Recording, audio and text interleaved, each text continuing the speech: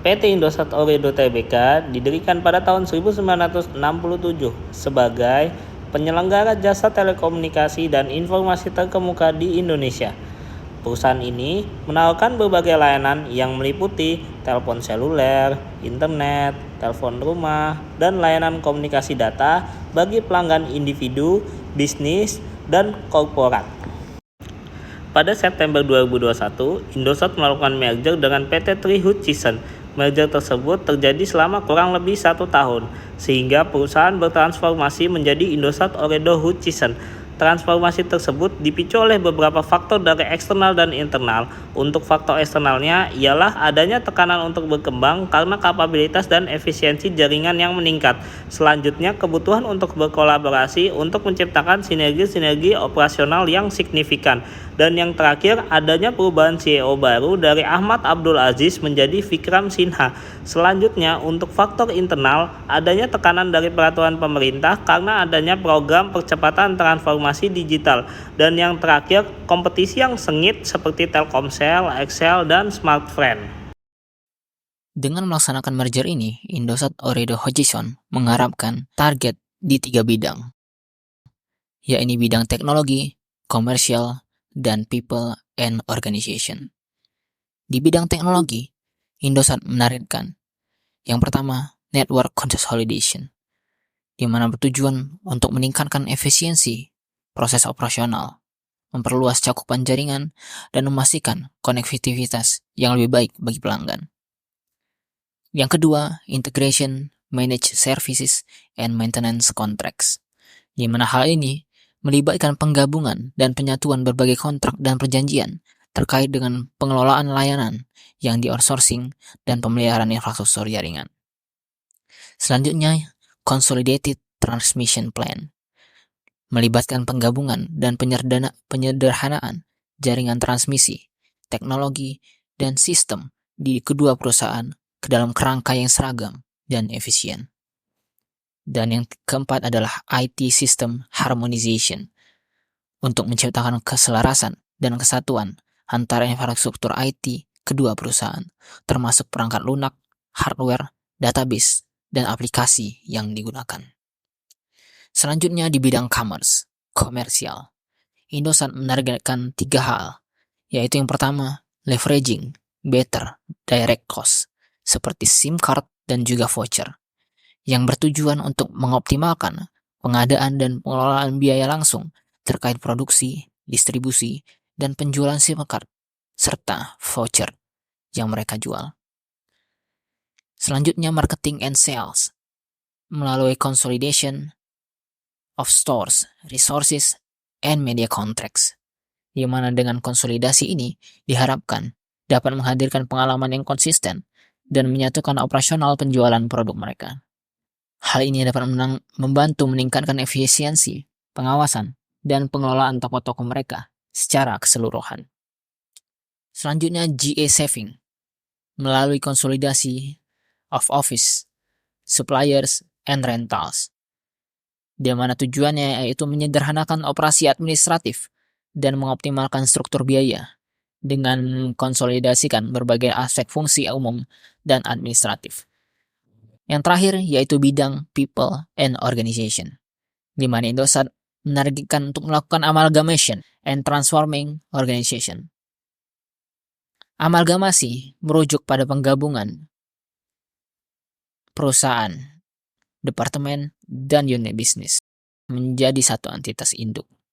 Sementara itu, transformasi berkaitan dengan perubahan fundamental dalam struktur, budaya, dan strategi organisasi. Indosat dengan Tri melakukan merger yang menyebabkan beberapa perubahan yang terjadi. Yang pertama, terjadinya perubahan visi dari menjadi perusahaan telekomunikasi digital terdepan di Indonesia menjadi visi menjadi perusahaan telekomunikasi digital yang paling dipilih Indonesia dengan menerapkan misi lead. Yang kedua, terjadinya perubahan CEO dari Ahmad Abdul Aziz Al-Nehma menjadi Vikram Sinha. Yang ketiga, membentuk tim transformasi yang dipilih oleh Sanjay Faksia selaku Chief Integration Officer. Dan yang keempat, terjadinya peningkatan teknologi yang berfokus pada pengembangan teknologi baru, Internet of Things atau IoT, dan teknologi 5G. Selanjutnya adalah dampak dari transformasi kedua perusahaan tersebut. Setelah PT Indosat dan Tri resmi bergabung di tahun 2022, terjadi peningkatan di kinerja perusahaan. Hal ini dapat dilihat dari 3 indikator. Yang pertama, inovasi meningkat. Yang kedua, nilai perusahaan bertambah. Yang ketiga, kelanjutan perusahaan terjamin. Inovasi yang meningkat dapat dilihat dari beberapa elemen. Yang pertama, produk. Sesudah transformasi, PT Indosat memiliki produk dan layanan baru seperti 5G, VoLTE, dan Indosat HiFi. Yang kedua, dari segi proses. Sebelum transformasi, PT Indosat mengandalkan standalone core network atau jaringan inti tunggal. Sementara pasca transformasi, PT Indosat Uchison menggunakan multi operator core network. Ketiga, dari segi pemasaran.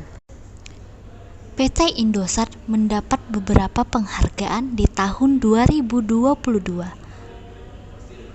Yang pertama, untuk ketiga kalinya PT Indosat Ooredoo Hutchison memperoleh penghargaan dari HR Asia Award sebagai Best Company to Work. Untuk kedua kalinya mendapat penghargaan WeCare Award sebagai Most Caring Company in Asia. Artinya, PT Indosat terus mempertahankan prestasinya pasca transformasi. Elemen terakhir adalah organisasi. Sesudah transformasi, PT Indosat Ooredoo Hutchison meraih emas untuk kategori Excellent in Innovation in Technology Industry dan memperoleh perunggu untuk kategori Innovation in Technology Management, Planning and Implementation pada ajang Asia Pacific STEP Award 2022. Nilai perusahaan yang bertambah dapat dilihat dari 2 elemen. Yang pertama, peningkatan aset. Sebelum melakukan transformasi atau merger, PT Indosat memiliki aset sebesar 62,7 miliar rupiah. Sementara sesudah transformasi, PT Indosat Hutchison memiliki aset sebesar 113,88 miliar rupiah. Dan yang kedua adalah peningkatan nilai saham.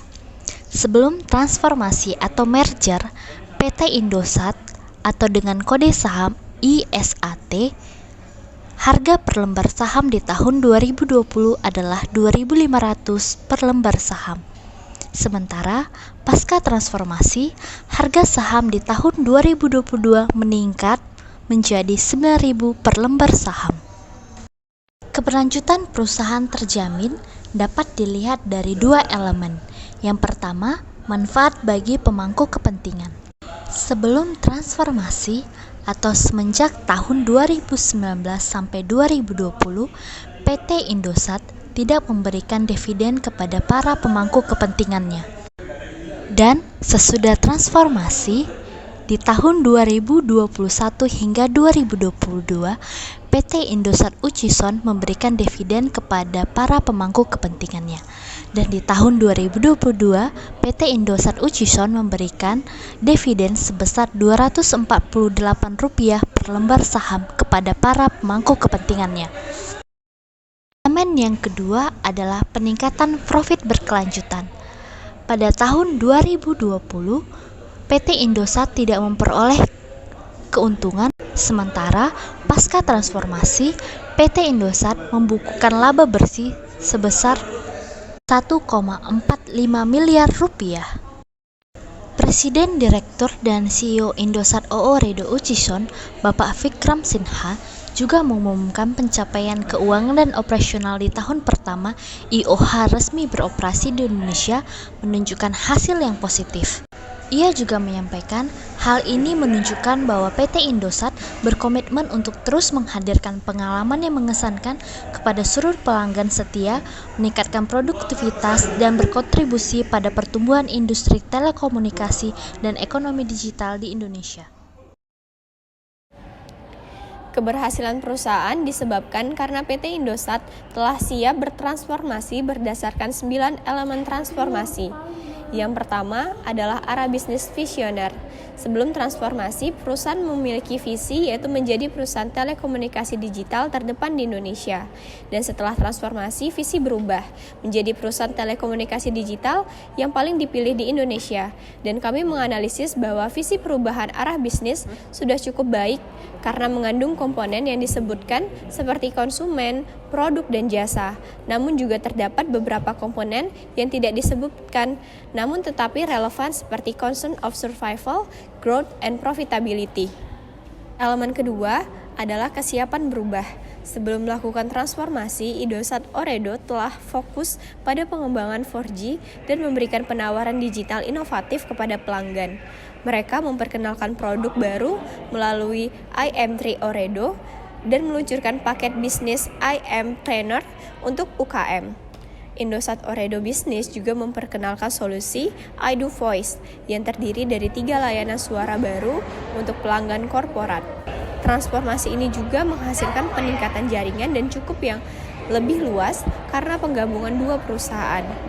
Meskipun tidak ada perubahan pada produk dan layanan Indosat Ooredoo Hutchison setelah melakukan transformasi. Yang ketiga, orientasi pasar. Setelah merger, Indosat Ooredoo dan Hutchison telah menghasilkan prospek yang positif bagi pasar Indonesia dan pertumbuhan industri telekomunikasi. Indosat Ooredoo Hutchison menggunakan teknologi multi-operator core networks untuk modernisasi infrastruktur jaringan dan meluncurkan laporan riset bertajuk Empowering Indonesia 2023 yang mengulas pilar-pilar ekonomi digital Indonesia dan peran teknologi dalam mempercepat pertumbuhan pasar Indosat di masa depan. Yang keempat adalah tanggap terhadap lingkungan eksternal.